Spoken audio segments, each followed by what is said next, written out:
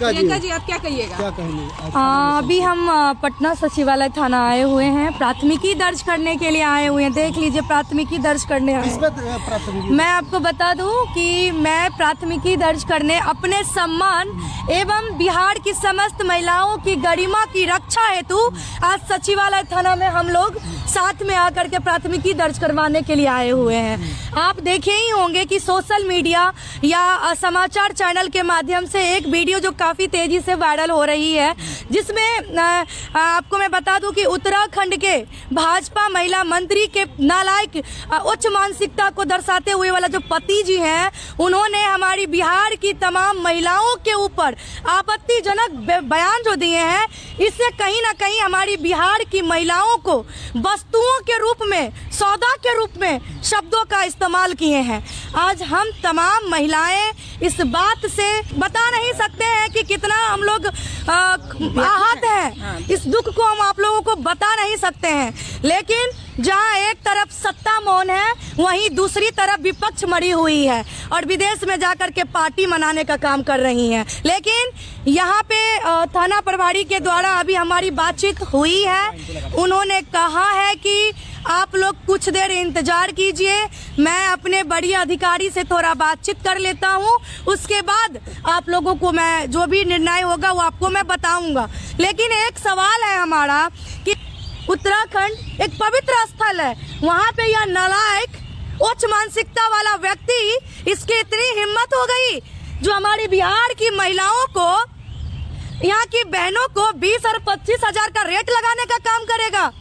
ये कितना बड़ा दुर्भाग्य है। क्या हम लोग भाजपा को इसीलिए वोट करते हैं ताकि हमारी बोली कोई भी आकर के लगा दे?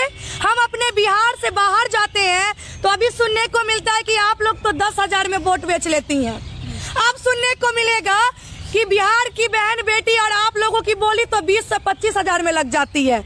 यही अब सुनने को रहेगा ना हम लोगों को। तो बिहार की करोड़ों महिलाएं, बहन बेटी जो भाजपा को वोट देने का काम की हैं, एनडीए सरकार को वोट देने का काम की हैं, आखिर उनकी इस तरह की उच्च मानसिकता वाले उन्हीं के सरकार की मंत्री की पति ने जो बयान दिया, आज उनके ऊपर इन लोगों की आवाज क्यों नहीं खुल रही है?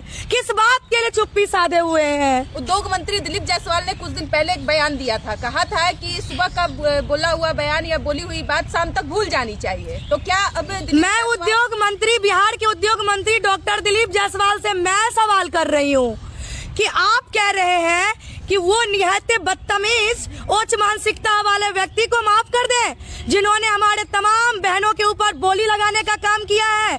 तो आपसे सवाल पूछ रही हूँ कि जिस वक्त प्रधानमंत्री जी के मरी हुई माँ को इसी बिहार में गाली दिया गया, गाली नहीं, एक आम पब्लिक से बीच से आया हुआ पागल व्यक्ति मंच पे चढ़ करके कोई अभद्र भाषा का इस्तेमाल किया, तो पूरी पलटन भाजपा की बिहार की सड़कों पे उतर गए, पूरे बिहार को जाम करने का काम किया। और यही उद्योग मंत्री डॉक्टर दिलीप जायसवाल जी घड़ियालू आंसू बहा रहे थे। वाह, कितनी तकलीफ थी उनके मन में प्रधानमंत्री जी की मरी हुई माँ को लेकर के। लेकिन हमारी बिहार की बहने बेटी तो जिंदा है, उनकी माँ तो वो बयान सुनने के लिए नहीं थी ना। लेकिन ये उच्च मानसिकता वाली, गिरी हुई मानसिकता वाली जो बयान हमारी बहनों के ऊपर दिया गया है, वो तो हम लोग सुने हैं ना। उसके लिए इनकी आवाज कब खुलेगी? एक्चुअली बात ये है कि भाजपा एक वॉशिंग मशीन वाली पार्टी है, इनमें सिर्फ और सिर्फ सफाई होती है और कुछ नहीं होती है। मैं बता दूं आपको कि बेटी बचाओ और बेटी पढ़ाओ नहीं, भाजपा में बेटी बचाओ और बेटी का रेट लगाओ वाली मानसिकता को सपोर्ट करते हैं। लेकिन वोट तो आप ही लोग देकर के बिहार में सरकार बना तो बिल्कुल, तो सवाल तो हम यही कर रहे हैं ना कि हम लोगों ने जो एनडीए सरकार को वोट किए हैं, बीजेपी को वोट किए हैं, तो आज हम लोग इसी दिन को देखने के लिए ताकि बिहार की बहन बेटियों को बोली लगाया जाए कहीं और अदर स्टेट में, ये भाजपा सरकार को इस पे जवाब तो देना पड़ेगा।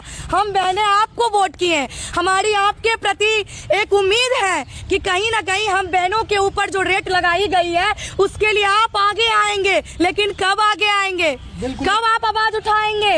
इसीलिए हम प्राथमिकी दर्ज करवाने पटना सचिवालय थाना पहुंचे हैं। नहीं हुआ सचिवालय आप क्या करेंगे? अगर आपकी एफआईआर दर्ज नहीं कर ली जाती है तो फिर आप क्या करेंगे? हम लोग कानून का सहारा लेंगे, हम लोग बड़े पदाधिकारी से मिलने का काम करेंगे, मेल के माध्यम से भेजेंगे, पोस्ट ऑफिस के माध्यम से भेजेंगे।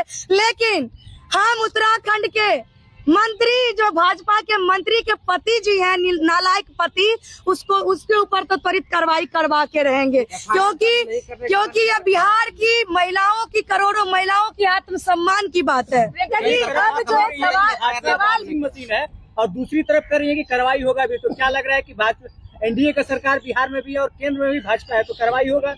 अब आप बताइए, अगर कार्रवाई नहीं होती है, अगर ये लोग हमको बलगलाने का काम करेंगे कि मामला उत्तराखंड का है तो उत्तराखंड जाइए, या जहाँ का मामला है वहाँ जाइए, तो जब इसी बिहार के तेजस्वी यादव जी अमित शाह जी के लिए बयान दिए थे तो गुजरात में केस हो गया था। राहुल गांधी जी जब बयान दिए थे तो बिहार में केस हो गया था। तो फिर ऐसे बदतमीज नालायक पति जो है मंत्री जी के, जो खुद, तो उसके ऊपर केस बिहार में किसी भी थाना में क्यों नहीं हो सकती है? हम लोग बस इंतजार कर रहे हैं, क्योंकि थाना प्रभारी सर से हमारी बात हुई है। हमारे जो लीगल एडवाइजर है शिवरंजन भारती सर, उनके माध्यम से भी बातचीत हुई है थाना प्रभारी सर से।